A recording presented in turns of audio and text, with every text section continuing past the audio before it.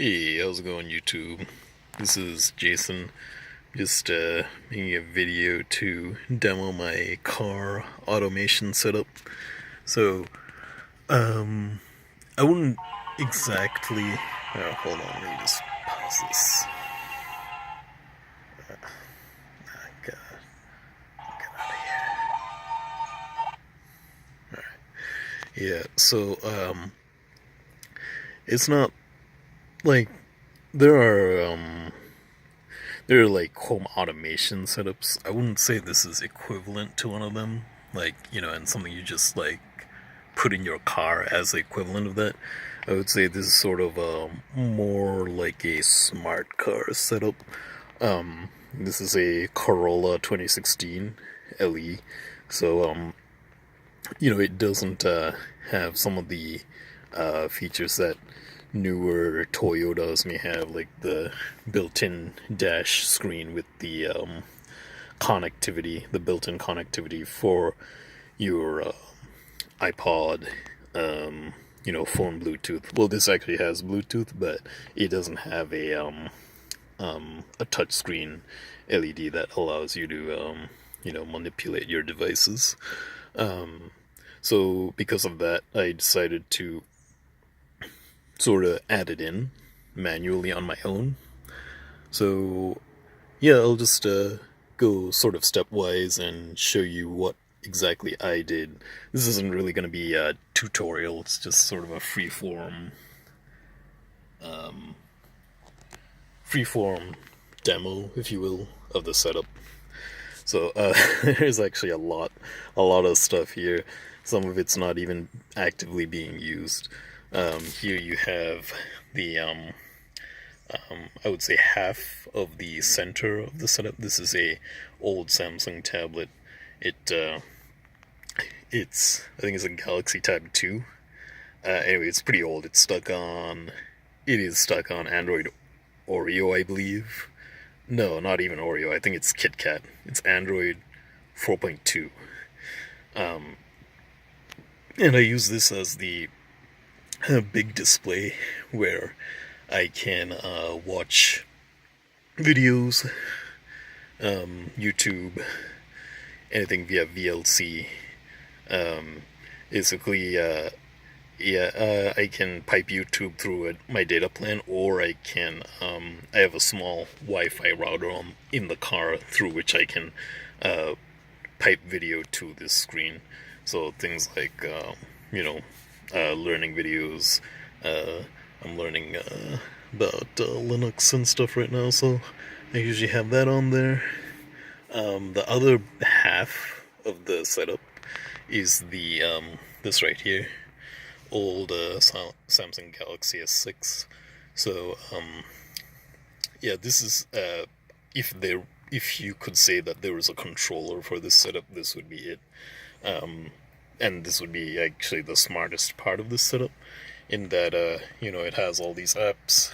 It's got YouTube built in. It's got a couple of VPN tunnel apps. It's got Nextcloud, which is what I use to stream my files, videos from my house when I'm out and about.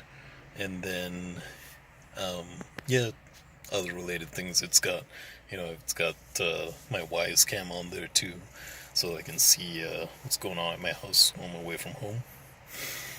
And if you look here, you notice it's hooked up on a magnet mount.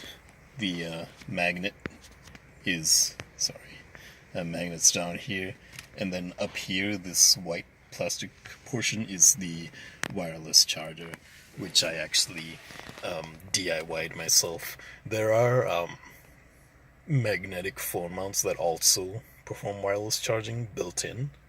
But I didn't buy one of those because I think they're like $50 each. And I had a fast charger lying around. So it really wasn't much work to just mount it. Just join them to each other. If you look here, there's a bit of epoxy there, which allows them to stick to each other pretty well.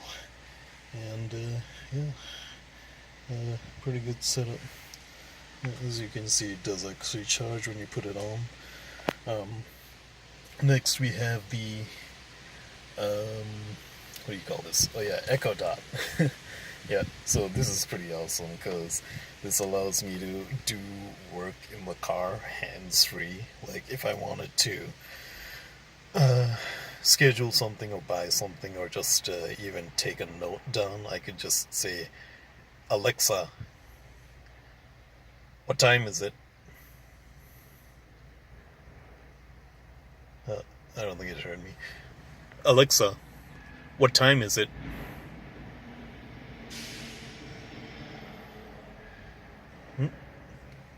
Still nothing. It might not be fully connected to my hotspot. I have the Alexa connected to my phone hotspot. That's how it gets its functionality, and it has to be a constant, like, consistent connection. If it drops out, if you're in an area with bad reception, it'll give out. So it could be why. And then if you look here, this is a USB 3.0 hub. You can have a bunch of things hooked up to it.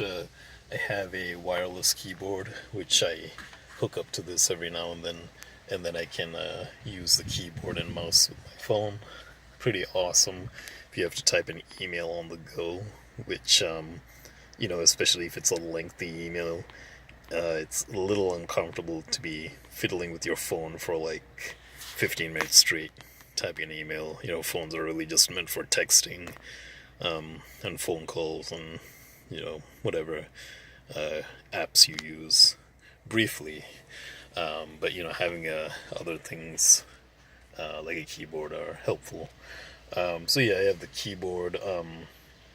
I think when I started this video, you saw Mario Party on here. So I actually have a game controller you can hook in here, and it allows you to play Mario Party or any other N64 or PS2 ROM. Of course, you wouldn't do that unless you were parked, as with any good driver. And then this cable is going in here, and I can see here, you can't see it very well because it's dark, but that's a 1 terabyte SSD, and that has all of my music on it. So I was saying earlier that I have a Nextcloud instance set up at my house, and that actually does contain a lot of my files and media, but sometimes, especially when you have bad 3G, 4G reception, it can cause latency in streaming your songs, and it's a bit annoying, so I just decided to have some of my media local, and so I got that 1 terabyte SSD, keep all my music on it. The data gets ported in through here, then goes around, comes down here, and we've got a OTG connection, plugs into the phone, and that allows you to use anything that's attached to here, including that SSD that contains the music. So I just wanted to give you guys a demo of this system. I don't see too many DIY setups like this. Whenever you look online for sort of car mods, it's usually a direct engine mod or a car audio video mod, but you don't see sort of mods that take sort of a creative approach to making your car into a smart device. So just wanted to post this. It's I would argue this setup, at least for now, is smarter than anything that the manufacturers are offering. The big ones, Toyota. I mean, even Tesla, I think they have an in-car dash and with a touch screen, but it doesn't necessarily have all this integration of so many different things like a gaming system, an external SSD with all your media on it, and all of that. So yeah, somewhat unique. But let me know what you think. Let me know if you think I should add anything, or if you think I should go into more detail. If you have any questions about this setup, definitely feel free to hit me up in the comments. And there will be more videos coming out in regards to other setups too. So feel free to subscribe as well if you want to. Alright, hey, thanks guys. Again, this is Jason, signing out.